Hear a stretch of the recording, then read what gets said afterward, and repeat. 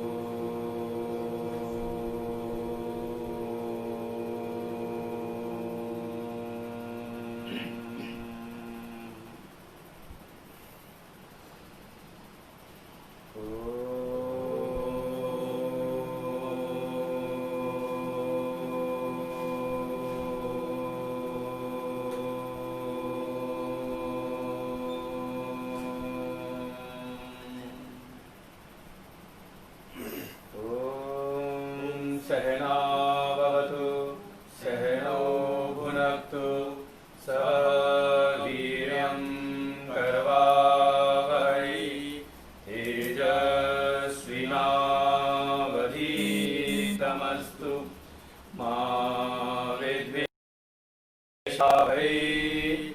ॐ शान्तिः शान्तिः शान्तिः।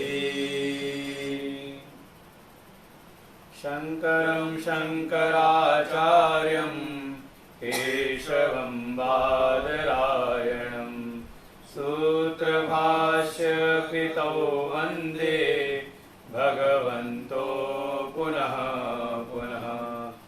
ईश्वरो गुरुरात्मेति मूर्तिभेदविभागिने व्योमवद्व्याप्तदेहाय दक्षिणामूर्तये नमः। सदाशिवसमारम्भां शङ्कराचार्यमध्यमाम् अस्मदाचार्यपर्यन्तां वन्दे गुरुपरम्पराम्। श्रुतिस्मृतिपुराणानाम् आलयं करुणालयं नमामि भगवत्पादं शङ्करं लोकशङ्करम्। शङ्करम् नारायणं पद्मभवं वसिष्ठं शक्तिं च तत्पुत्रपराशरं च व्यासं शुकं गौडपदं महान्तं गोविन्दयोगीन्द्रमथास्य शिष्यं श्रीशङ्कराचार्यमथास्य पद्मपादं च हस्तामलकं च शिष्यं तं त्रोटकं वार्तिककारमन्यात् अस्मद्गुरुन् सन्ततमानतोऽस्मि।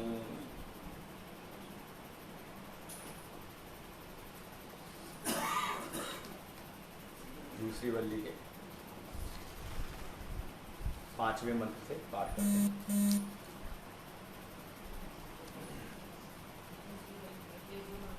Page number 48।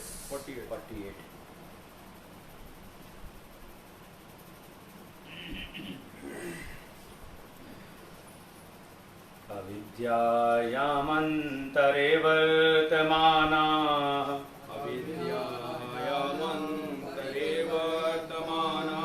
स्वयं धीरा पण्डितं मन्यमानाः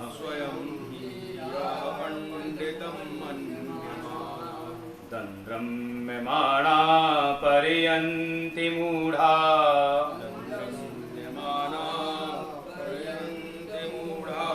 अन्धे नैनीयमाना यथान्धा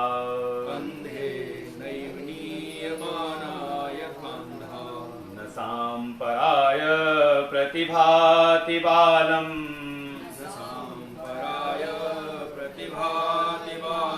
प्रमाद्यन्तं वित्तमोहेन मूढम्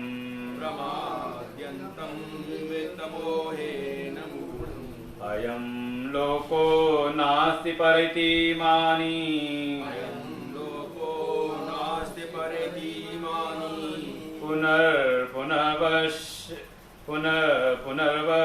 पुनर्वशमापद्यते मे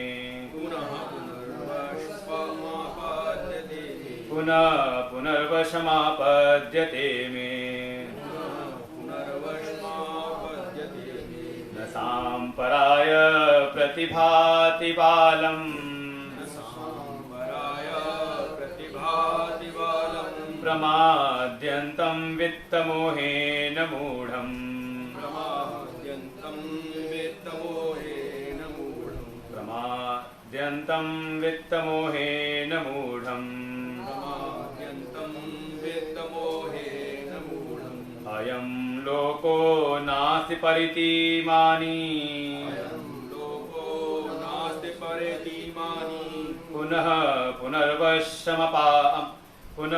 पुनर्वशमापद्यते मे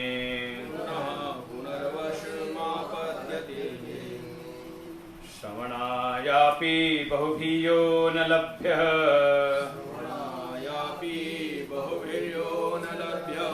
शृण्वन्तोऽपि बहवोऽयं न विद्युः आश्चर्यवक्ता कुशलोऽस्य लब्धा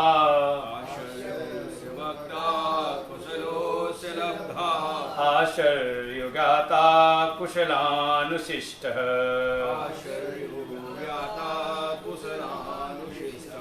श्रवणायापि बहुभियो न लभ्यः शृण्वन्तोऽपि बहवोऽयं न विद्युः आश्चर्यवक्ता कुशलोऽस्य लब्धा आश्चर्यज्ञाता कुशलानुशिष्टः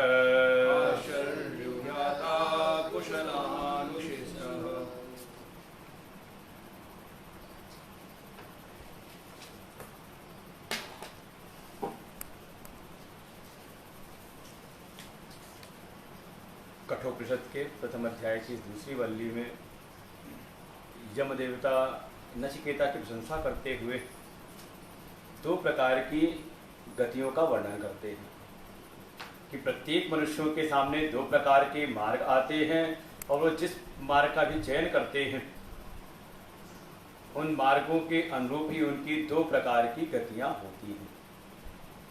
और इन मार्ग के चयन में कहा मनुष्य स्वाधीन है, पराधीन नहीं है। लगता है बिल्कुल भगवान ने जो कहा कर्मण्येवाधिकारस्ते मां फलेषु कदाचन, कि मनुष्य का ही, भगवान कह रहे हैं तेरा, सामने कौन है? मनुष्य जाति में अर्जुन नर के प्रतीक हैं। तो भगवान कहते हैं मनुष्य का ही कर्म में अधिकार है।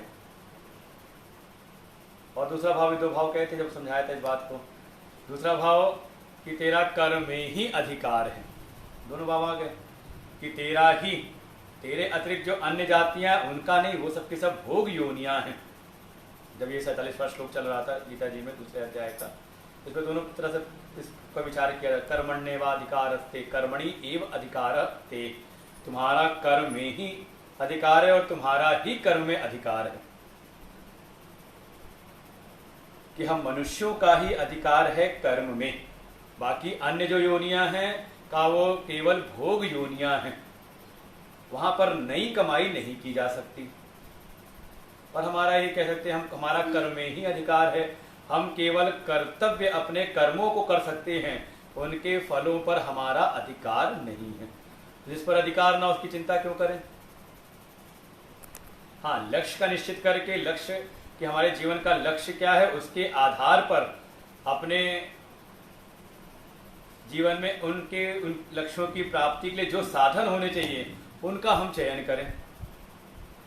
ऐसे ही यहाँ भी कहा कि दो प्रकार के मार्ग हैं, एक श्रेय का मार्ग है और एक प्रेय का मार्ग है। दोनों ही आते हैं सामने और दोनों ही मनुष्य को बांधते हैं।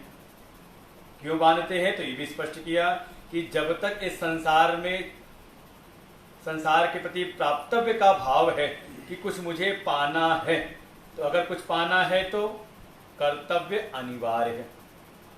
और किसी भीतर प्राप्तव्य न रह जाए तो का संभावना तभी होगी जब वो अपने पूर्ण स्वरूप को प्राप्त कर ले। पूर्ण स्वरूप अपने आत्म तत्व का जिसको बोध उत्पन्न हो जाता है, उसके जीवन से समस्त प्राप्तव्य खत्म होते हैं। और उसके बाद भी जीवन में देखें तो कर्तव्य उसके जीवन तब भी होते रहते, पूर्व की भांति ही। भगवान स्वयं कह देते हैं न मे पार्थासि कर्तव्यम, कि मुझे ऐसा कुछ है नहीं कि संसार में कुछ अप्राप्त हो, इसलिए मेरा कोई कर्तव्य है भी नहीं। किस लिए कर रहा हूं? का लोक संग्रह के लिए, लोगों को उन्मार्ग से बचाने के लिए मैं जो वैदिक मार्ग है उसका अनुसरण करता हूं, कि जब मैं करूंगा तो मुझको देख करके दूसरे भी इसी मार्ग का वर्तन करेंगे। इसलिए महापुरुष भी करते हैं प्राप्तव्य समाप्त होने के उपरांत भी। तो जिसके जीवन में प्राप्तव्य है, अभी कुछ पाना है तो कहा कर्तव्य निश्चित है। अर्थ काम की चाह है तो धर्म पूर्वक अपने पारिवारिक सामाजिक कर्तव्यों का पालन करें। और अगर कोई श्रेयार्थी हो गया है, मोक्ष की ही प्राप्ति करना चाहता है, और अच्छा चाहता है तो मोक्ष हुआ नहीं ना, तो कहा जब तक ये मोक्षार्थी भाव, श्रेयार्थी भाव है, तब तक आचार्य की सेवा अनिवार्य है। क्योंकि आचार्य के द्वारा ही ये ज्ञान की प्राप्ति होगी, ये श्रेयार्थी भाव की तृप्ति होगी, और कोई उपाय है नहीं। लेकिन इस संसार में अनेकों अनेकों ऐसे हैं जो इस श्रेय के मार्ग का वर्णन करते नहीं, बल्कि अविद्या रूपी इस प्रेय मार्ग में ही रमण करते रहते हैं। लेकिन नचिकेता, तू ऐसा है कि तू प्रियार्थी नहीं बल्कि तू श्रेयार्थी, तू विद्या का अभिलाषी है, तो विद्या के मार्ग का ही इच्छुक है। मैंने जान लिया है तुम्हारी परीक्षा लेकर के कि जो जो प्रिय और प्रिय लगने वाले जो भी वरदान थे, तुमने उन सब के प्रति विचार करके, उनकी निस्सारता का विचार करके, उनकी अनित्यता का विचार करके तूने उनको भली भांति तूने उनको त्याग कर दिया है। अभिध्यायन नचिकेतो अत्य साक्षी, तूने अच्छी प्रकार से उनका विचार करके उनकी निस्सारता, अनित्यता सबका विचार करते हुए तूने उनका भली प्रकार से तूने उसका त्याग कर दिया है। इसलिए तू प्रियार्थी नहीं बल्कि श्रेयार्थी है।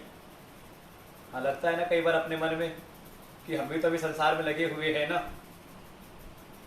संसार भी चाहते हैं, धन इत्यादि व्यवस्थाएं भी हो, और कभी कभी मन में आता है कि हाँ हम भगवान की प्राप्ति भी करें, मोक्ष की प्राप्ति करें, जो उपनिषद प्रतिपाद्य जो ब्रह्म तत्व है उसकी हम प्राप्ति कर लें, तो हम किस श्रेणी में हैं? आया नहीं मन में सुन करके इतना कि हम भी तो फिर भगवान की उपासना कर रहे हैं, किस लिए? कि रोज जप कर रहे हैं, रोज पाठ कर रहे हैं, किस लिए? कि माँ भगवती लक्ष्मी की कृपा प्राप्त होती रहे, भोग की प्राप्ति होती रहे, जो भी हमारे अर्थ काम हैं उनकी व्यवस्थाएं होती रहे। तो लगा नहीं कि हम भी कौन से हैं, श्रेयार्थी प्रियार्थी? भगवान कहते हैं, नहीं थोड़ा और स्पष्ट करते हैं, श्रुति भगवती कहती हैं कि जो प्रियार्थी हैं, जो अविद्या से ही ग्रसित हैं, अविद्या से ही जो मोहित हो रहे हैं, उनकी दशा कैसी है? तो कहा अविद्यायाम अंतरे, जो अभी अविद्या में ही पड़े हुए हैं, वर्तमान उसी में अभी इस समय हैं, लेकिन स्वयं को क्या मान लेते हैं कि मैं धीर हूं, बहुत बुद्धिमान हूं, अरे सब जान लिया, सब देख लिया, सारे बाबाओं को भी देख डाला, सब जगह सब घाटों का पानी पी चुके हैं, पंडितम मन्य माना, अपने को बिल्कुल शास्त्र कुशलाश्चेति, ये भी मान लिया कि अरे सब शास्त्र, हाँ चारों वेद, 6 शास्त्र, 18 पुराण सब पढ़ के डाले हमने। बिल्कुल आपको ऐसे मिल जाएंगे समाज में जो बिल्कुल जिनके अंदर ये है, अरे सब मैंने पढ़ डाला। हमारे गुरुदेव के पास एक भगत जी, तो उन्होंने एक दिन बोल क्या दिया, गुरुदेव पकड़ लिया गुरुदेव ने उनकी वो बात को, अच्छा भाई ये सब पठित है, मतलब सब पढ़ डाला इन्होंने, सारे वेद और जो भी हैं 6 शास्त्र और सब पुराणों सब इन्होंने पढ़ डाले हैं, लेकिन ये नहीं पढ़ा कि शास्त्रों में कि ये जो विद्या है ये पढ़ने की विद्या नहीं बल्कि श्रवण की विद्या है। इसलिए लगता है कि वो पठन का फल प्राप्त अभी हुआ नहीं। पढ़ना चाहिए, पहले कहा था स्वाध्याय 3 कर्म त्रिकर्म कृत तरति, 3 कर्म करते रहने चाहिए, यज्ञ, दान और स्वाध्याय। नियम में भी आएगा स्वाध्याय ईश्वर प्रधान हुआ कि स्वाध्याय करें, योग मार्ग में, अष्टांग योग में भी। तो स्वाध्याय जहां पर हर जगह कहा गया है, तो स्वाध्याय क्या क्या है कि स्वाध्याय करके हमें इसके भावों को समझ तो कुछ तो समझ में आए कि जहां शास्त्र बार बार कह रहे हैं कि आचार के द्वारा ही आचार्यवान पुरुषो वेद, गुरु बिन होई की ज्ञान, ये समझ में तो आना चाहिए ना। लेकिन अगर ये बात नहीं उतरी तो कहा आपका स्वाध्याय फिर व्यर्थ है। तो ये पढ़ने की नहीं बल्कि ये श्रवण की विद्या है। इसलिए पहला साधन है श्रोतव्य।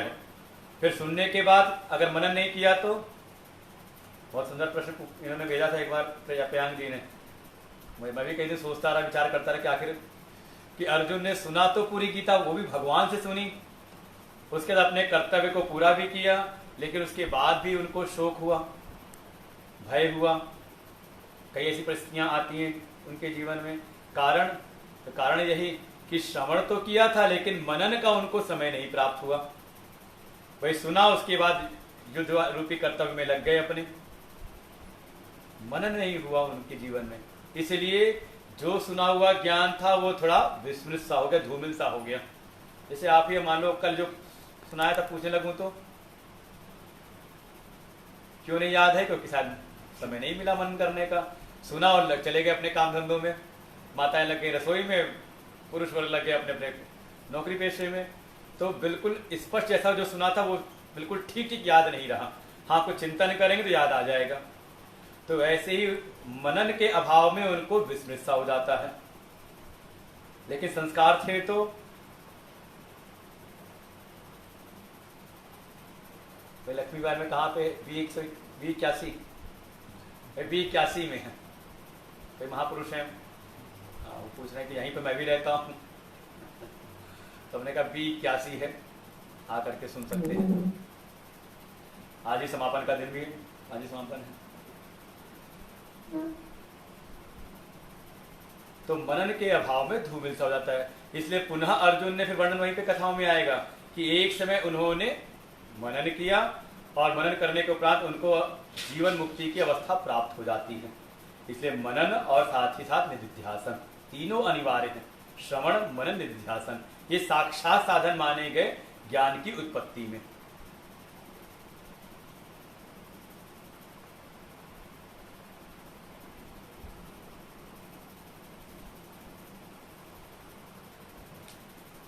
तो जो बिल्कुल अपने आप को स्वयं ही पढ़ करके जिन्होंने अपने को विद्वान मान लिया, पंडितम मन माना, सारे शास्त्र हमने पढ़ डाले हैं, लेकिन उसका जो भाव था वो प्रकट नहीं हुआ, तो जीवन कैसा रहता है। कहा दंद्रम में माना पर्यंति मूढ़ा, का वो शास्त्रों में बताई गई जो भी विधियां हैं शायद उनको ठीक से समझ भी नहीं पाते। स्वयं पढ़ने के कारण बड़ा अच्छा, कल इन्होंने राजीव जी ने दृष्टांत दिया, उन्हें पकड़ लिया। कल गए थे हम लोग भिक्षा पे, जहाँ पर पंकज जी यहाँ पे, तो इन्होंने बड़ा अच्छा समझाया। उन्होंने कहा कि बड़ा अच्छा समझ में आ रहा है, एक एक शब्द लगता है बिल्कुल पढ़ रहे थे तो पढ़ते समय समझ में नहीं आ रहा था, लेकिन सुन रहे हैं तो समझ में आ रहा है। तो उन्होंने बैठे बैठे बड़ा अच्छा दृष्टांत दिया, हमने पकड़ लिया दृष्टांत को, कि जो वेद है वो समुद्र के समान है। कैसा जल है समुद्र का? प्यास लगे तो पियोगे आप? पी सकते हो। खूब प्यास लगे, जाओ पी लो उसको। कहा समुद्र का जल खारा है, पी नहीं सकते उसको। लेकिन वही समुद्र का जल अगर भाप बन जाए सूर्य के ताप से, सूर्य की रश्मियां पड़े और वो भाप बन करके बादल बने और वही जल फिर पुनः बरसे, तो वो पीने योग्य हो जाता है ना। ये बचपन में क्या कहते, छोटी क्लासेस में पढ़ाया जाता है पानी की शुद्धि के तरीकों में, कि इसको भाप बना करके फिर कहीं उसको अलग निकाल दिया, उस भाप को ट्रांसफर किया कहीं और वहीं इसको ठंडा कर लिया, तो पीने योग्य हो जाता है। वही खारा पानी, नमक वहीं रह जाता है नीचे। तो ऐसे इन्होंने दृष्टांत दिया कि जैसे समुद्र का जल तो है खारा, कोई पी नहीं सकता, लेकिन वही समुद्र का जल सूर्य की रश्मियों से तप करके जब भाप बनता है, बादल बन जाता है, बादल बन के फिर कहीं बरसता है, तो वही जल पीने योग्य हो जाता है। तो इन्होंने दृष्टांत यही दिया, दाष्टान्त को लेकर के आए कि ये जो वेद के मंत्र हैं, मंत्र राशियां हैं, वेद का जो ज्ञान है वो खारे जल के समान है। प्यास तो है, हम उठा के पढ़ने का प्रयास भी करते हैं, लेकिन समझ में आता नहीं तो उसको हम ऐसे ही रख देते हैं, पूजा करते रहते हैं घर में रख करके। लेकिन जब कोई संसार में कोई तपस्वी संत अपने तप करके स्वाध्याय के द्वारा इस ज्ञान को भाप बना लेता है और बादल बन करके इधर उधर जब जाके उसको बरसाता है भक्तों के ऊपर, तो वो हृदय ग्राह्य हो जाता है, ग्रहण करने योग्य हो जाता है। हमने कहा बात तो बिल्कुल सही है जी, कुछ जीवन से बिल्कुल अनुभव से बिल्कुल मैच खाता हुआ दृष्टांत है, दृष्टांत और दाष्टांत बिल्कुल मैच हो गया। तो ऐसे ही कहा जिन्होंने स्वयं ही पढ़ पढ़ करके अपने को पंडित मान लिया है, जबकि श्रुति भगवती बार बार निर्देश दे रही, गुरुम एव अभिगच्छेत तद विज्ञानार्थम स गुरुम एव अभिगच्छेत तद विद्धि प्रणिपातेन परिप्रश्नेन सेवया। श्रुति स्मृति श्रीमद् भगवद गीता में भी, फिर आप अन्यान्य भी, तस्मात् गुरुम प्रपद्येत भागवत जी के 11वें स्कंद में आएगा। अगर इस भागवत धर्म की प्राप्ति करनी, माया से छुटकारा पाना है तो तस्मात् गुरुम प्रपद्येत, इसलिए प्राज्ञ गुरु की शरण में ही जाएं। फिर गोस्वामी जी कहते हैं गुरु बिन होई की ज्ञान, कहाँ से प्रमाण निकाला जाए, हर जगह तो यही दिया हुआ है। लेकिन फिर भी स्वयं पढ़ करके जिन्होंने अपने को विद्वान मान लिया, पंडितम मन्य माना, का वो वेदों में बताई गई जो भी विधियां हैं उनको ठीक से समझ नहीं पाते, और फिर उन कुटिल भाई होता है क्या, लिखा कुछ है और समझ नहीं पाए तो उसको करते हुए तो मिलता कुछ और है उनको। कहीं विधि का ही लोप हो जाए, ठीक प्रकार से उसकी विधि नहीं समझ पाए तो कामना तो हमारी कुछ और थी, और ना समझी में हमने उन कामनाओं के अनुरूप उन क्रियाओं को किया, लेकिन सही फल नहीं मिला। क्या हो गया, कुटिल गति हो गई ना। लगा था कि है कुछ और मिला कुछ और, फिर दोषारोपण भी करते हैं। सब कहने सुनने की बात है, ये जग जगह का कोई फल होता नहीं। हमने तो बहुत किया, ये ऐसे ही होता है। जब कोई किसी ने कहा कि कोई आया हमारे पास में या किसी संत के पास गया, तो उन्होंने कहा गुरुजी बड़ी दिक्कत है, बड़ी समस्या है। तो अब महात्मा जी भी जो जिस साधन में रत रहते हैं, कहा भगवान की भक्ति क्या, कुछ पूजा वूजा किया करो। तो तुरंत कहता अरे पूजा तो हम करते आ रहे हैं, रोज करते हैं। वो कहते इसका पाठ किया, नहीं ये भी हम करते आ रहे हैं। अभी जी दिखाई दे रहे तो समझ पूरा समझ में आ रही है बात। कर तो रहे थे भाई, जो साधन है कामनाओं की पूर्ति के लिए वो साधन हम कर तो रहे थे, लेकिन समस्या क्या थी, शायद सही विधि का पालन नहीं कर रहे थे। वो कौन बताएगा? शास्त्र तो बताएंगे नहीं कि तुम गलत कर रहे हो। भाई आपने उसको पढ़ा समझा, अपनी समस्या आपने करना शुरू किया, लेकिन गलतियां हुई तो वो शास्त्र तो नहीं टोकेंगे ना आपको। ऐसे ही अगर आप ज्ञान के मार्ग में भी आ करके अगर आप सोचो स्वयं पढ़ करके हम ब्रह्म विद्या की प्राप्ति कर लें तो हो सकता है संभावना ये हो कि इस ज्ञान के द्वारा जो सबसे बड़ा प्रतिबंधक था ज्ञान की उत्पत्ति में, स्वरूप बोध में, मान, अभिमान, अहंकार, ये मिटने की बजाय शायद ये और ज्यादा पुष्ट हो जाए। जिस ज्ञान के द्वारा हमें अपने व्यक्तित्व को विलीन करना था, शायद स्वयं पढ़ पढ़ के हमने अपने व्यक्तित्व को और पुष्ट कर लिया। कहना ना स्वयं धीरा प्रणितम मन्यमान, अरे मैं सब ज्ञान जानता हूं, सब मैंने पढ़ डाला, सब जानता हूं, सब ज्ञान मुझको है। क्या हो रहा है? ज्ञान का भी मान ले आए अपने भीतर। और ज्ञान का लक्षण क्या दिया? ज्ञान मान जहां एकौ नाही, देखें ब्रह्म समान जग माही। लक्षण तो ये था ज्ञान का, लेकिन भीतर एक अभिमान और बना लिया। तो महापुरुषों ने कहा कि प्राणी को ज्ञान का मान तो हो जाता है पढ़ पढ़ करके, लेकिन मान का ज्ञान नहीं हो पाता। बहुत है, कहीं मैं महापुरुष से सुनी थी ये बात और चित्त में बैठ गई। तो जो मान का नाश है, अभिमान अहंकार का नाश है, वो शास्त्र नहीं कर सकते। इसलिए कहा शास्त्रेषु गुरु वाक्येषु, शास्त्र को गुरु वचनों के द्वारा उसका हम श्रवण करें, क्योंकि वहां संभावना है कि अगर हमारे भीतर कहीं चित्त में अभिमान उत्पन्न हुआ, अहंकार बढ़ेगा, तो होता है आचार की शरण में है तो आचार उस मान का हनन कर सकते हैं। ये शास्त्र नहीं करेंगे।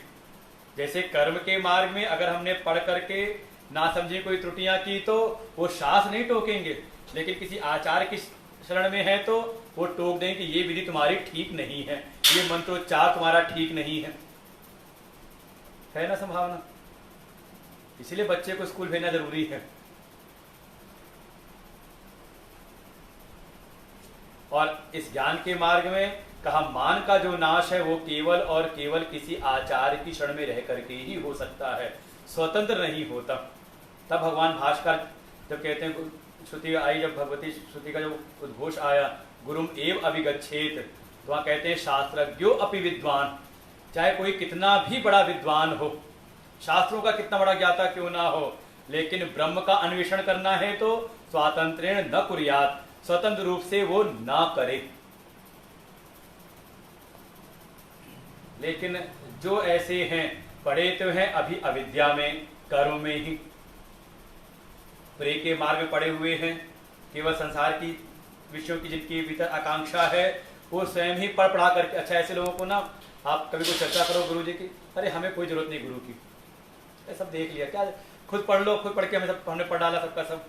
चर्चाएं करते हैं ऐसे लोग, समाज में देखे आपको मिल जाएंगे बहुत आयत में। हमें क्या जरूरत है गुरु की, खुद पढ़ लो।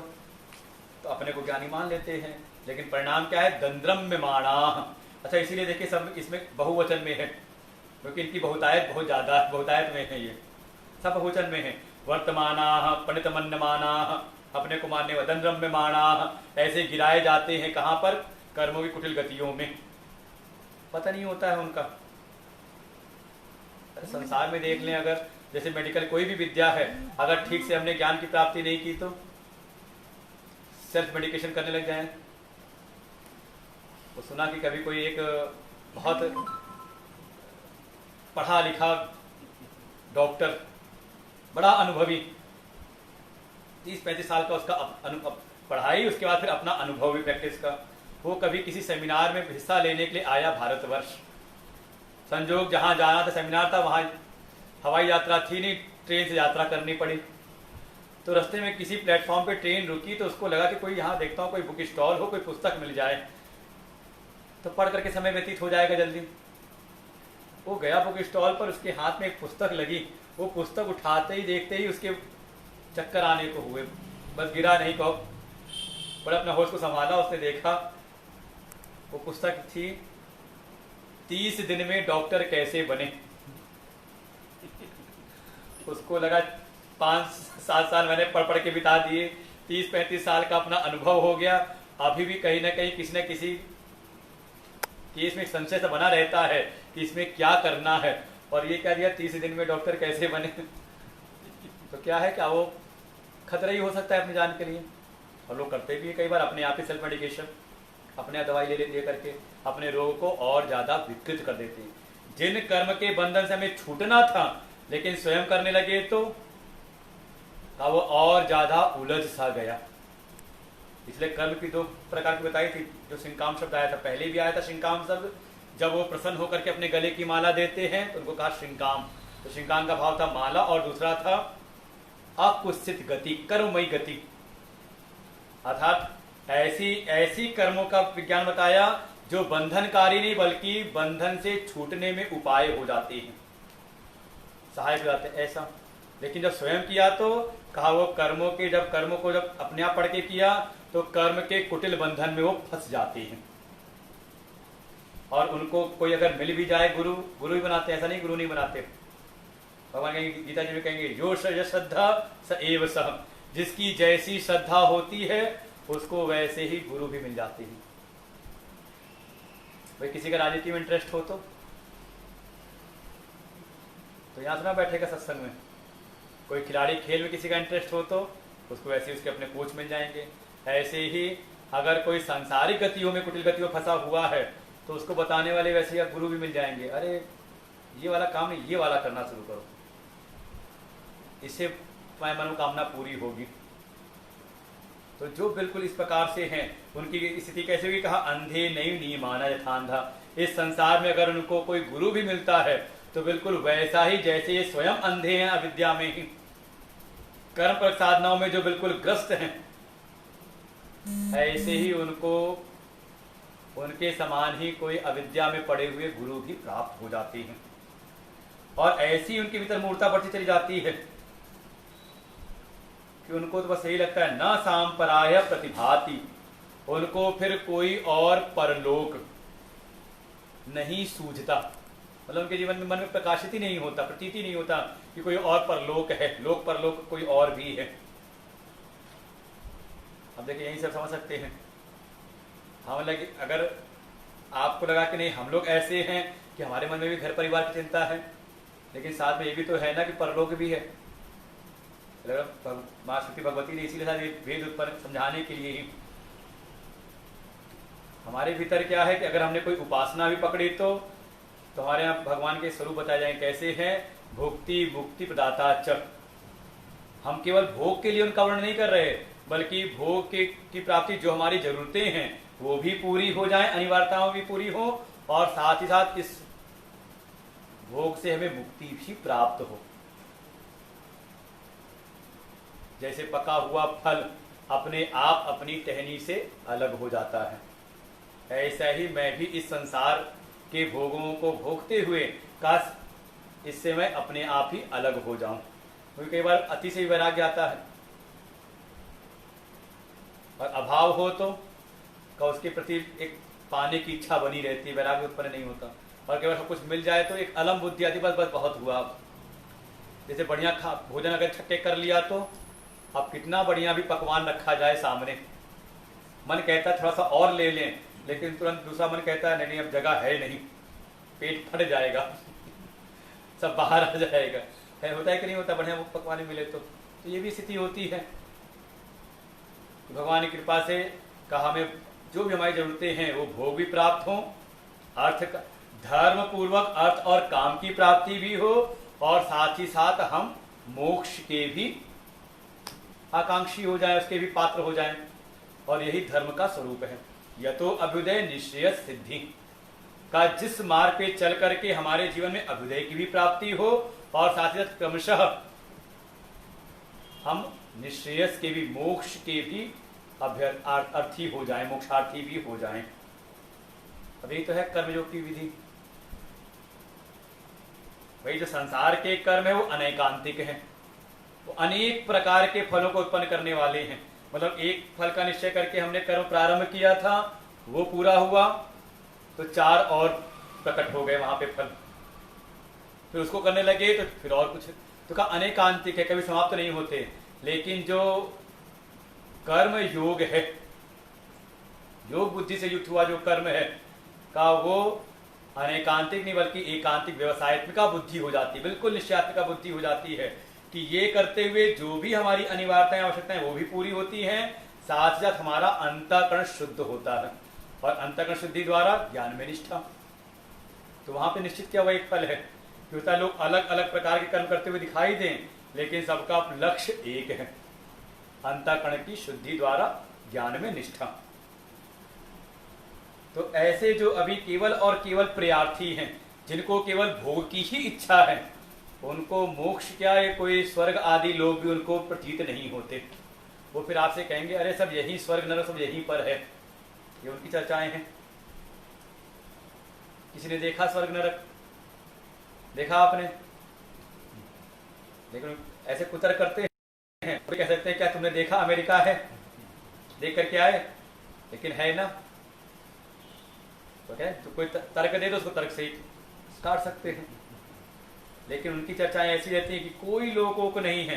प्रमाद्य अंतम वित्त मोहेन मूढ़म, वो धन ऐश्वर्य में ऐसा प्रमाद से ग्रस्त रहते हैं,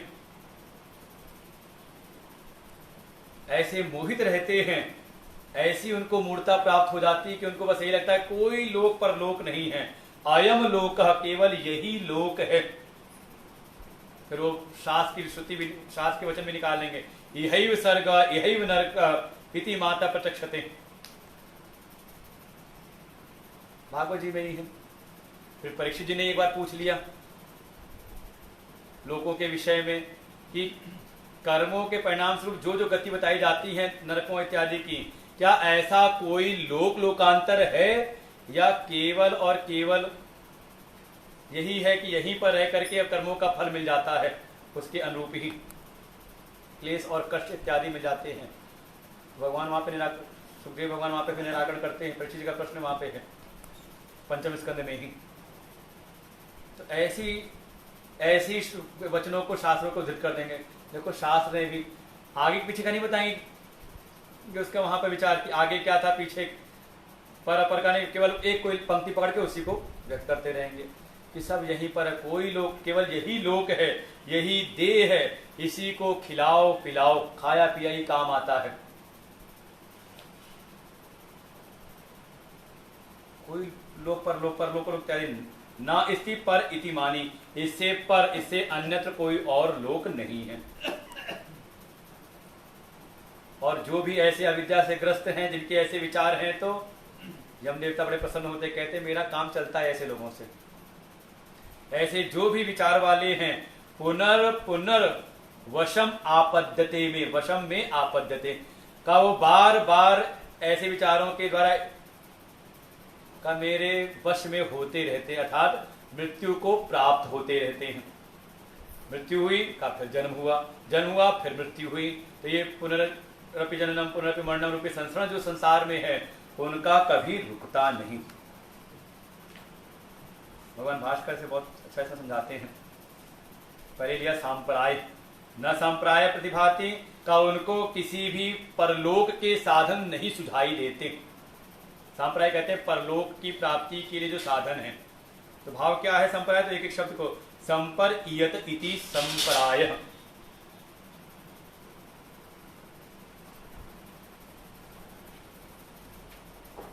संपर्क को पहले समझाया ईयते, अर्थात इस देह के अनंतर, मतलब देह के नष्ट होने के उपरांत कोई ऐसा लोक या गति है,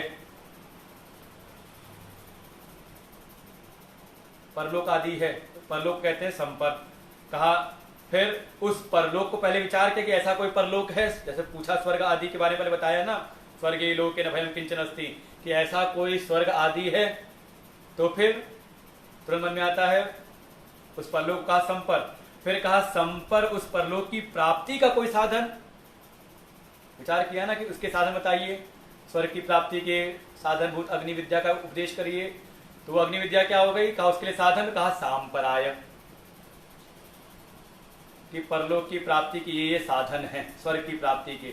लेकिन जिसके मन में ना तो परलोक की भावना बनी, कोई इसको ऐसा कोई सोचता है तो उसकी प्राप्ति के साधन भी उसको नहीं सूझते।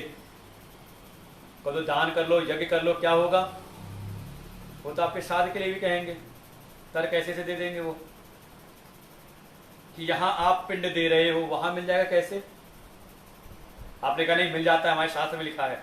अच्छा, वो 4 दिन बाद देखा कि आपके पिताजी जा रहे थे कहीं तीर्थ यात्रा करने, और बच्चे बेटे बहू उनके भोजन पानी की व्यवस्था रख रहे थे कि हाँ 4-5 दिन जाएंगे तो क्या खाएंगे पिएंगे, तो उनके लिए बढ़िया पूरी पराठा जैसी उनकी व्यवस्थाएं थी बना के रख रहे थे उनके साथ में। उसने कहा ये क्यों रख रहे हो?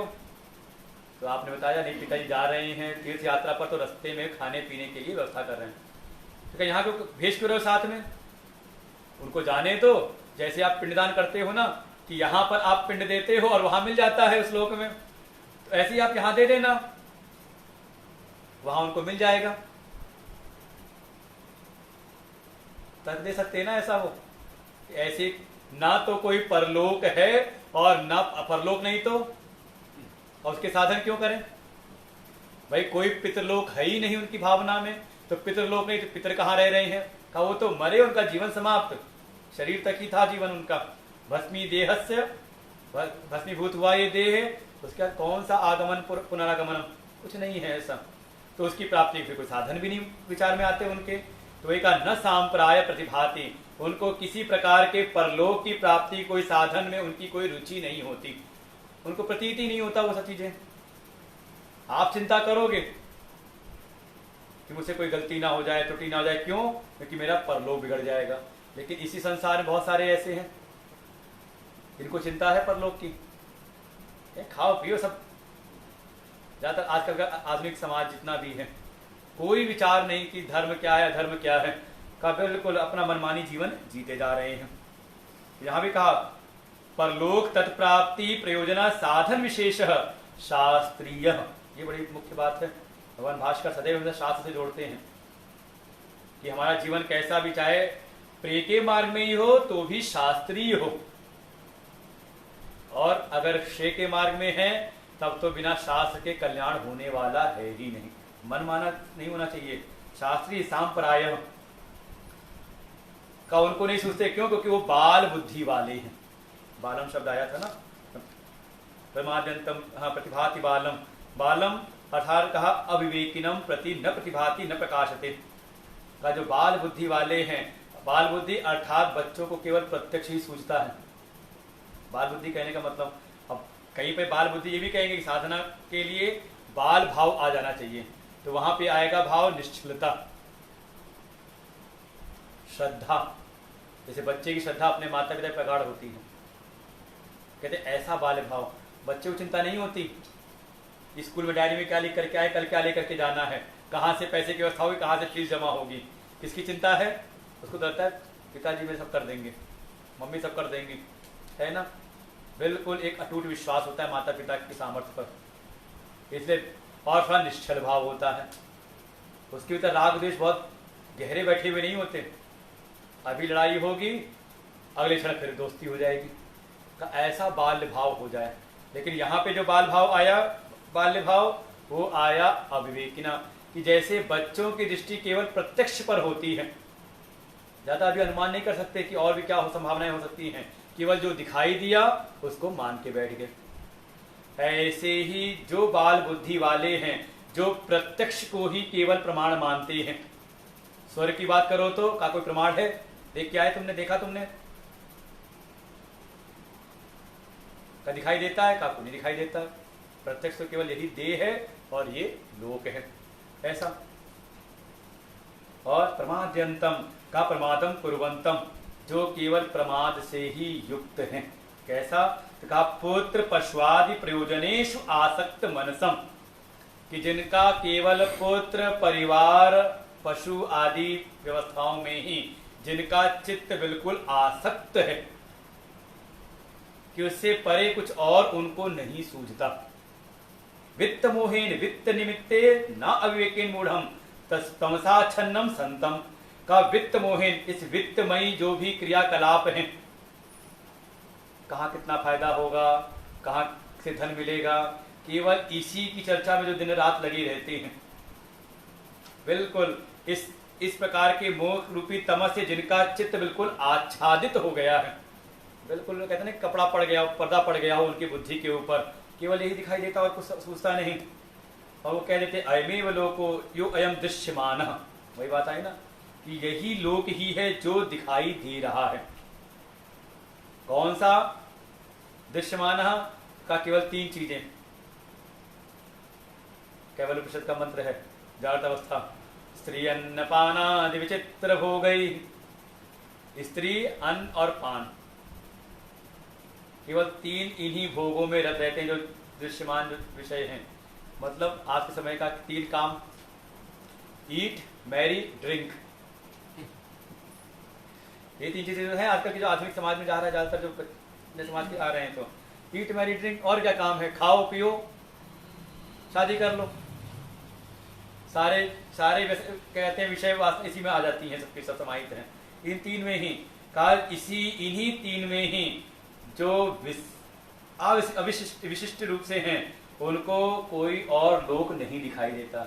बस यही घर परिवार है, इन्हीं का पालन पोषण करो, खाने पीने की व्यवस्था कर लो, और क्या है, हम पूरी ईमानदारी से करते हैं। भागवत जी में भी आएगा ये प्रसंग 5वें स्कंद में, एक नरक है, रौरव नरक। कौन जाते हैं? तो वहां कहा जो केवल इस पंचभूत में से बने इस शरीर को अहम मानते हैं और ऐसी कुछ इदम मम, ऐसी पंचभौतिक शरीरों को में मम भाव रखते हैं, और अनुदिनम प्रपुष्णाति, केवल अहम और इदम शरीरों के पोषण में, जो पंचभूत से बने शरीरों के पोषण में ही जो अनुरक्त रहते हैं, उनको इस पंचभूतों से परे कोई और लोकांतर को नहीं रहता। ऐसा करने वाले वहां वर्ण के गौरव नरक में जाते हैं। और उसमें भी कोई पीएचडी किया हुआ हो कि जिसके जीवन में मेरे भी ना हो, केवल अपने ही देह के पालन पोषण में, का वो महारौरव में जाते हैं। तो विशेषज्ञ हैं तो विशेष में जाएंगे ना, फिर उसमें भी तो ऐसे ही यहाँ पर भी कहा उनको फिर कोई नहीं दिखाई देता। इति एवं मननशीलो मानि पुनः पुनर्जित्वा वशम, ऐसा मनन करने, ऐसा चिंतन करने वाले कि ये जो दृश्यमान स्त्री पुरुष, स्त्री भोज, भाई पुरुष के लिए स्त्री, अब मान लो नचिकेता के सामने नचिकेता खड़े हैं, यमदेवता के सामने पुरुष हैं, अगर कोई स्त्री होती तो वहां उसका उल्टा बताते। ऐसा नहीं कि स्त्री बंधन का कारण है, फिर शास्त्रों की केवल एक आर्थिक अगर भाव कम ले आए तो ऐसा नहीं, जो सामने खड़ा हुआ है उसके सापेक्ष में वहां कोई स्त्री होती तो उसके लिए पुरुष का बंधन है। हाँ बिल्कुल, भागवत जी में ऐसे ही आया। तृतीय स्कंद में जब कपिल भगवान उपदेश करते हैं देवहूति माँ को, तो वहां इसका ठीक उल्टा कहा कि पुरुष में जो एक तादाद हो जाता है, ये मेरे हैं पति रूप में का, इस भाव को त्याग दीजिए। इसलिए शास्त्र को समझना तो पूरा समझना पड़ता है उसके भावों को, कि सामने कौन खड़ा, सामने वाला अधिकारी कौन है, सुनने वाला श्रोता कौन है, उसके अनुरूप उपदेश होता है। जैसे हम ही लोग का है, श्रोता को देख करके मन के भाव बनते हैं। दिखाई दिया श्रोता बहुत स्वाध्यायशील है तो शायद वहां पे कुछ अलग स्तर हो जाता है बोलने का। देखा नहीं एक सामान्य श्रोता है तो वहां एक सामान्य स्तर हो जाता है। ये बुद्धि शक्ति के अनुरूप ही आचार्य लोग उपदेश करते हैं। तो जो ऐसा केवल चिंतन करते हैं का पुनर्जनित्वा वशम मद अधीनताम आपद्यते में मृत्युर्मम, का वो बार बार जन्म ले करके कहा मेरे वश में होते रहते हैं, और फिर जनन मरण आदि लक्षण दुख प्रबंधारूढ़ ए भवती इत्यर्थ। फिर ये जनन मरण रूपी अनेकों प्रकार के दुख उनके लिए जैसे बिल्कुल व्यवस्थित किए हुए रखते हैं, प्रबंध करते हैं ना, जैसे व्यवस्थाएं करते हैं, ऐसे उनके बिल्कुल व्यवस्थित रहते हैं। जनमत मरत दुसह दुख होई, ऐसे इनको प्राप्त होते रहते, यही इसका भाव है।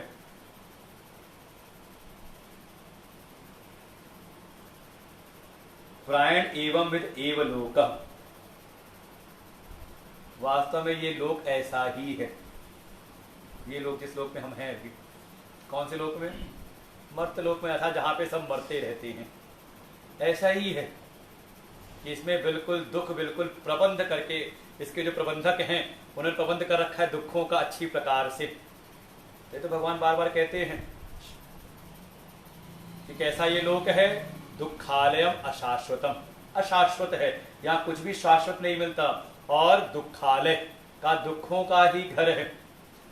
फिर पुनः कहेंगे 9वें अध्याय में ही, अनित्यम असुखम लोकम, ये लोक कैसा है, कहा अनित्य है और असुखम, असुख है, यहाँ पर सुख की प्राप्ति नहीं होती। कहा बिल्कुल आप जो श्वास उठा लो।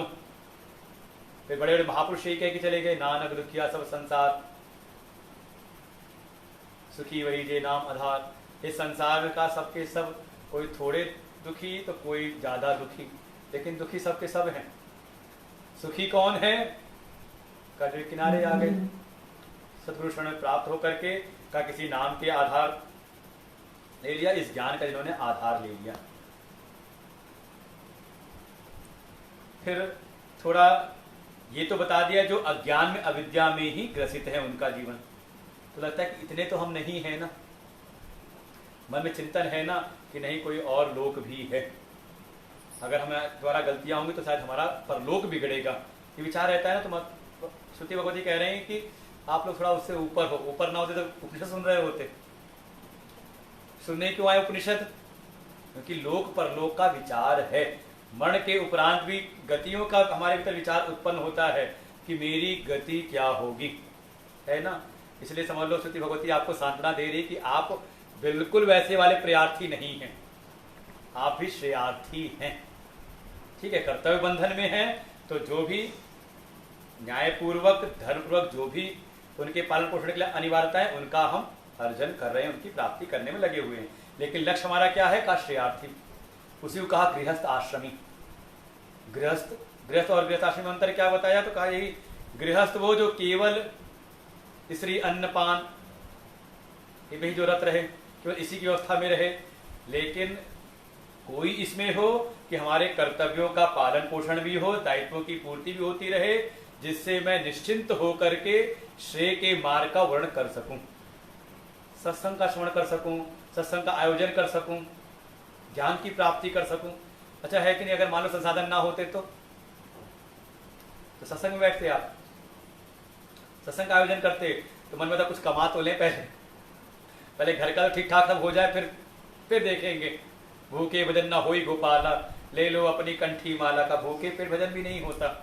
तो बिल्कुल भुक्ति मुक्ति प्रदाता च, हम भी फिर ऐसे भगवान का वर्णन करते हैं कि जो हमें भोग के साथ मोक्ष भी प्रदान करें, इसलिए वो उपाय है धर्म का मार्ग।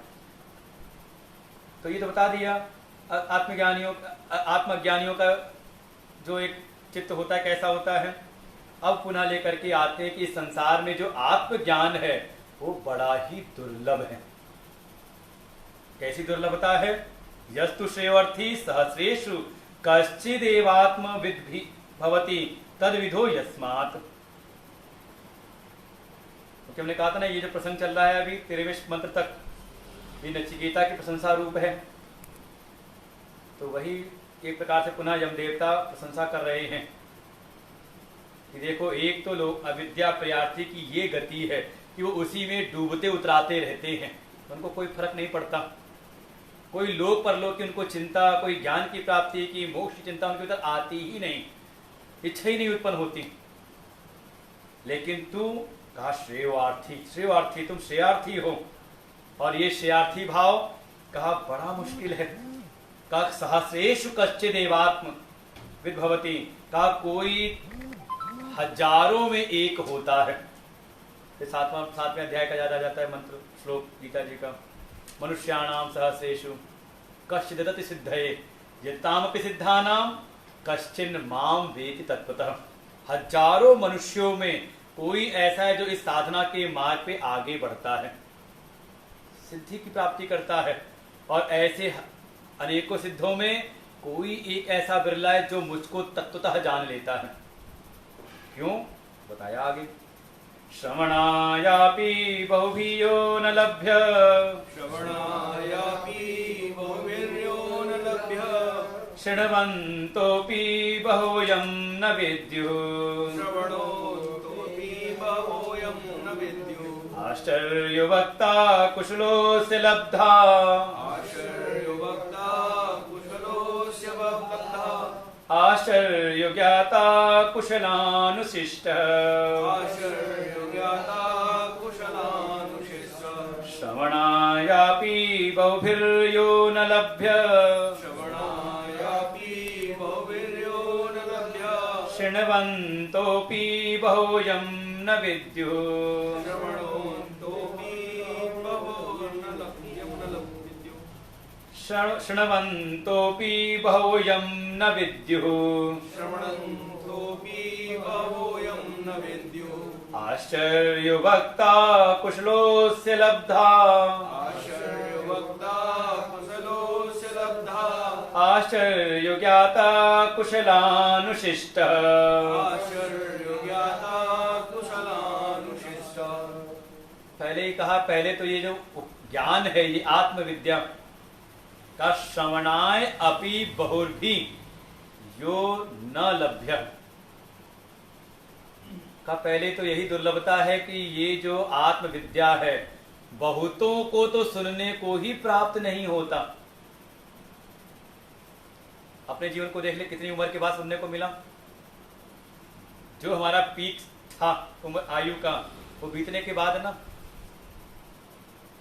फिर मन में आता है काश ये ज्ञान पहले मिल गया होता। इस संसार बंधन में पड़ते नहीं, गुरु जी बस आप ही के साथ में रहते, स्वामी जी बस आप ही के साथ रहते, तो मन में आता है। आगे भी कहते हैं शृण्वन्तोऽपि बहुयं न विद्युः, जो आप कहते हो ना कि अगर पहले सुन लिया होता तो हम भी फिर गुरु जी के साथ में फिर आश्रम में अपना इस आत्मविद्या में रमण करते, ये कर्तव्य बंधन में बंधते ही ना। तो श्रुति भगवती कहते हैं निश्चिंत रहो, चिंता ना करो, जो तुम कह रहे हो, जैसा कह रहे हो ऐसा भी है कि शृण्वन्तो अपि, कि बहुत ऐसे जो सुनने के बाद भी बहु यम न विद्यु, बहुतों को ये ज्ञान उत्पन्न भी नहीं होता सुनने के बाद भी। तो ये मत सोचो, चिंता मत करो कि पहले मिल जाता तो हम कर लेते, जिनको पहले मिल गया उसमें क्या सब निकल गए क्या। इसलिए पूर्व की चिंता ना करें, भूतकाल की, वर्तमान में जीवन जिए, जो प्राप्त हो रहा है उसमें भगवत अनुग्रह देख करके, ईश्वर अनुग्रहात एवं पुंसाम अद्वैत वासना, अगर ये भीतर अद्वैत की एक वासना उत्पन्न हुई है, इस अध्यात्म विद्या की अगर हमारे भीतर इच्छा उत्पन्न हुई है, तो इसमें केवल और केवल ईश्वर का अनुग्रह है। समझ कि भगवान की कृपा हम पर हो रही है। ठीक है, एक समय भगवान ने हमें इस भोग के मार्ग में लगाया, लेकिन आज उन्होंने हमारी पात्रता को देख करके हमें मोक्ष के मार्ग में भी लगा दिया। पहले भी जो था उनकी कृपा पे था, आज भी उनकी कृपा से ही, और अपने वर्तमान में इस मार्ग पे हम डटे रहें। वो चिंता ना करें कि बहुतों को सुनने के बाद भी ये ज्ञान नहीं उत्पन्न होता। आश्चर्य वक्ता, अरे बड़ा आश्चर्य, अगर कोई वक्ता इस विद्या कोई वक्ता हो जाए, इसका वाचन करे, तो ये भी बड़ा आश्चर्य है। क्यों? क्योंकि वाचन उसका किया जा सकता है जिसमें चार चीजें हों, जाति, गुण, क्रिया, संबंध। अब आप सोच लो, जो भी आप दिन भर चर्चा करते हैं, किसी की भी आपने चर्चा की तो किस आधार पर करते हो? कई चार चीजों का आधार बना के आप चर्चा करो किसी के बारे में भी।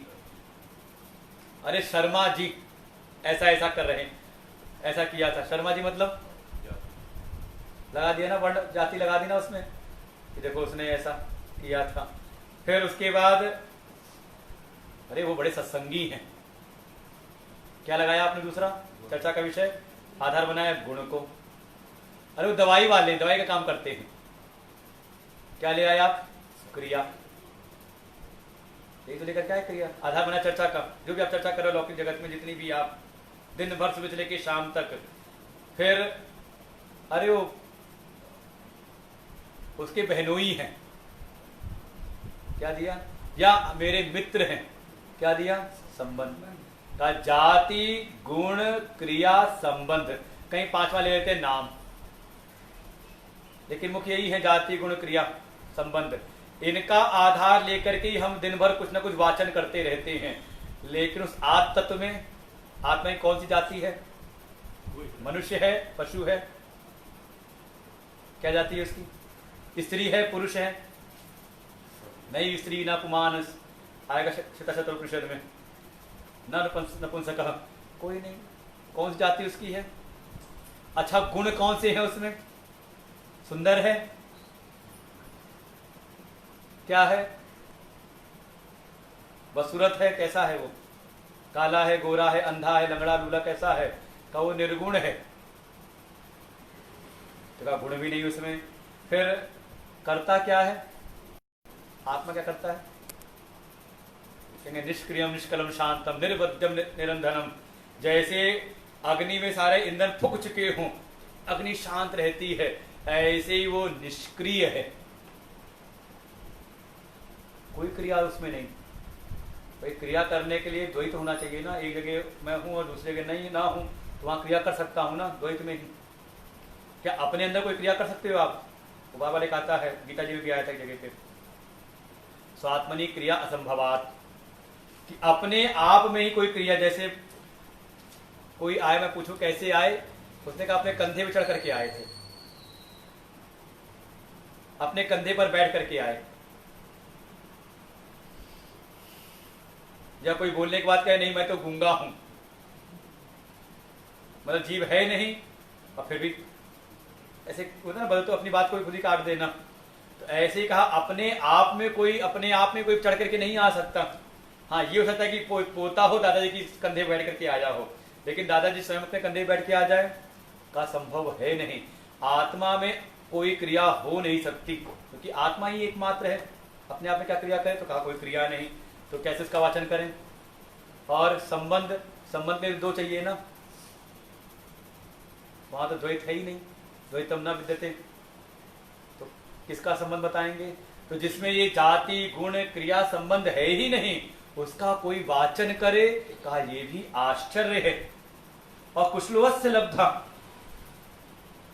आश्चर्य ज्ञाता, और कोई उसको सुनने वाला उसको प्राप्त कर ले, लब्ध कर ले, तो वो भी कोई कुशल पुरुष होगा, कोई कुशल होगा, कोई साधन चतुष्टय संपन्न होगा, और उसको जान लेता है। आश्चर्य ज्ञाता कुशलानुशिष्ट, बिल्कुल अच्छी प्रकार से उपदेश किए हुए आचार्य के द्वारा जो इसको प्राप्त कर लेता है, जान लेता है, हो आश्चर्य है उसमें। तो मुख्य तो ये है कि पहले तो सुनने को मिलता नहीं, मिल गया है तो भगवान की बड़ी कृपा है, विशेष इसका महत्व दें।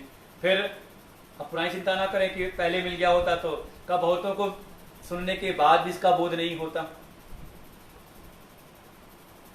वही श्रीमद् भगवत गीता है, अर्जुन ने सुनी, संजय ने भी सुना और धृतराष्ट्र ने भी सुना, लेकिन फल तीनों के अलग है ना। अर्जुन को यथावत ज्ञान हुआ, संजय को अयथावत, और धृतराष्ट्र को न बिल्कुल कोई, क्योंकि ममत्व में बहुत ज्यादा था। इसलिए शायद हमारे भगवान की कृपा है कि जैसे क्रमशः में आगे बढ़ाते हुए, तो यहाँ जो कई कुछ प्रसंग हैं जो कहा कि बहुतों को सुनने को नहीं मिलता, ये तो एक सामान्य रूप से दिखाई देता है। भाई आप पूरे देख लें, आज की परिवेश में ही सत्संग बहुत मिल जाएंगे, लेकिन उपनिषद का बिरला कहीं पे सुनने को मिल जाए। फिर सुनाने वाले ही नहीं, सुनने वाले भी नहीं, दोनों ही हैं। सुनाने वाले हैं तो सुनने वाले नहीं हैं, और सुनने वाले हैं तो सुनाने वाले प्राप्त नहीं होते। फिर सुनने के बाद भी जो कहा कि नहीं होता, तो न विद्युर विदंती अभागिनो असंस्कृतात्मनो न विजानीयु। सुनने के बाद भी जिनको नहीं होता, कैसे कहा? वो बिल्कुल अभागे ही हैं, उनका शायद भाग्य ठीक ना रहा हो। भाग्य अर्थात पूर्व के कर्म ठीक ना रहे हों, कर्म वासनाएं शुद्ध ना हुई हों, तो सुनने के बाद भी उनको नहीं होता। संस्कृतात्मना, शायद उनका चित्त अभी संस्कृत नहीं हुआ था, शुद्ध नहीं हुआ था, इसलिए सुनने के बाद भी का वो आज तक उनके हृदय में प्रकट नहीं हुआ।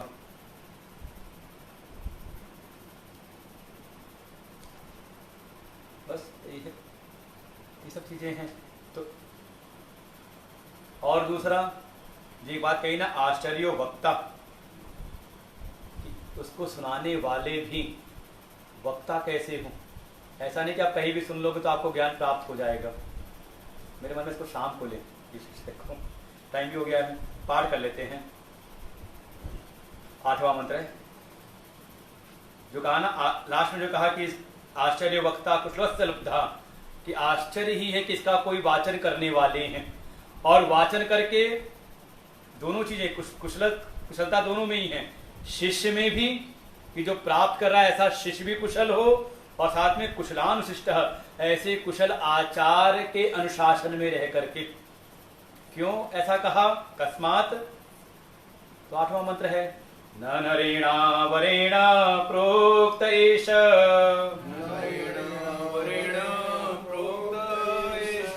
सुविज्ञेयो बहुधा चिन्त्यमानः अनन्य प्रोक्ते गतिरत्र नास्ति अणियाहि तर्कम् अणु प्रमाणात्।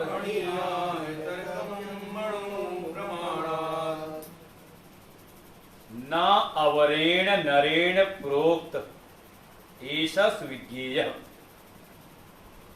बहुत तरह से समझाते, कोई बहुत कल्पना कर करके अगर समझाए, बहुधा चिंतमाना, बहुत चिंतन करके कोई बड़ी बड़ी बातें करके समझाए, किसको कहा, इस आत्म तत्व को। ऐश कौन, अवरेण नरेण, जो अभी अवर है,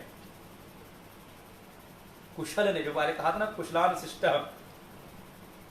अगर वो उसमें वो पात्रताएं नहीं है, कौन सी, जैसे कई उदाहरण दिए थे, तस्मात् गुरुम प्रपद्येत, प्राज्ञ गुरु, फिर वहां पे कहा श्रोत्रियम ब्रह्मनिष्ठम, वेद श्रुति कहती हैं समितपाणी श्रोत्रियम ब्रह्मनिष्ठम, भगवान गीता जी में इसी बात को कहते हैं, ज्ञानिना तत्वदर्शिनः, कि जिनको शास्त्रों का बौद्धिक ज्ञान भी हो, परोक्ष ज्ञान भी हो, और साथ में साथ उन्होंने उसमें निष्ठा भी प्राप्त कर रखी हो, अपरोक्षानुभूति हो, बिल्कुल उनकी प्रगाढ़ निष्ठा हो कि यही मार्ग श्रेष्ठ मार्ग है, इसकी प्राप्ति करनी चाहिए। ऐसा अगर योग्य आचार नहीं है, इस योग्यता से अगर अवर है, नीचे वाला है अभी, ये निष्ठा नहीं, संदेह क्यों सुना रहा है, कहानी सुनाता हूं तो लोग बड़े प्रसन्न होते हैं और कुछ अच्छा चढ़ावा चढ़ाते हैं, और फिर कई बार होता है अरे उपनिषद हम सुना रहे हैं, छोटा मोटा शास्त्र हम नहीं पढ़ाते, क्या सुनाते हैं, उपनिषद हम सुनाते हैं। क्यों? क्योंकि कुछ विशेष है ये। ऐसा अगर निष्ठा से रहित अगर कोई अवर, कोई नर है, कोई आचार्य है, तो चाहे कितनी अच्छी प्रकार से भी समझाए, न सुविज्ञेय, इसका ज्ञान नहीं होता। तो कैसे होता है? कोई ऐसा अनन्य प्रोक्ति, कि जिसका अनन्य भाव हो, न अन्य, अर्थात जिसके भीतर से समस्त भेद बुद्धि मिट चुकी हो, अनन्य न अन्य, जिसके भीतर अन्य कोई हो ही न तत्व, जो बिल्कुल इस अभेद दर्शन में ही स्थित हो, अद्वैत तत्व में ही, एकमेव अद्वितीयम, इस तत्व में जो बिल्कुल स्थित हो जाए, ऐसा कोई जब आचार आपको प्राप्त हो जाए और जब वो बताता है तो गतिरत्र नास्ति, तो फिर ये जितनी भी अनेक प्रकार की गतियां हैं ना, वो सब समाप्त हो जाती हैं, आप अपने स्वरूप में ही स्थित हो जाते हैं। भगवान भाष्यकार ने इसको बड़ा लंबा विस्तार से किया है, इसका भाष्य, और मुख्य रूप से जोर दिया है अनन्य प्रोक्ते के ऊपर, इस पंक्ति पर, अनन्य प्रोक्ते गतिरत्र नास्ति, इस पर 4 भाव दिए हैं। तो अभी हो नहीं सकता, शाम को देखते हैं उसको आराम से समापन वाले सत्र में। तो दोनों चीजें हैं कि एक तो ये सुनने को नहीं प्राप्त होता, सुनने के उपरांत अगर श्रोता में अगर वो साधन संपत्तियां नहीं है, हृदय शुद्ध नहीं, अंतःकरण शुद्ध नहीं हुआ भी साधना के द्वारा, तो सुनने के बाद भी प्राप्त नहीं होता। इसलिए इसके वक्ता और श्रोता दोनों ही आश्चर्य के पात्र हैं कि देखो ऐसा श्रोता ऐसा वक्ता है, दोनों ही कुशल होने चाहिए। श्रोता हो साधन चतुष्टय संपन्न, और वक्ता कैसा हो, श्रोत्रियम ब्रह्मनिष्ठम, बिल्कुल श्रुति का वाक्य है ये, प्रमाण रूप में उसी का विस्तार है।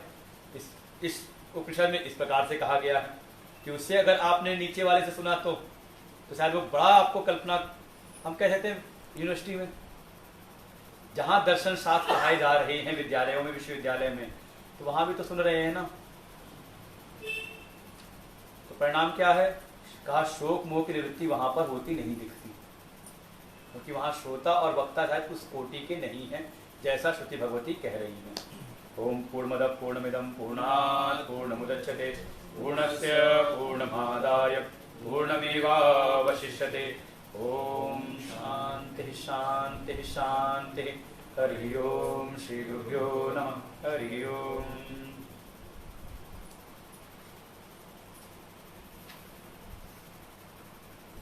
जैसा आप सबको पता है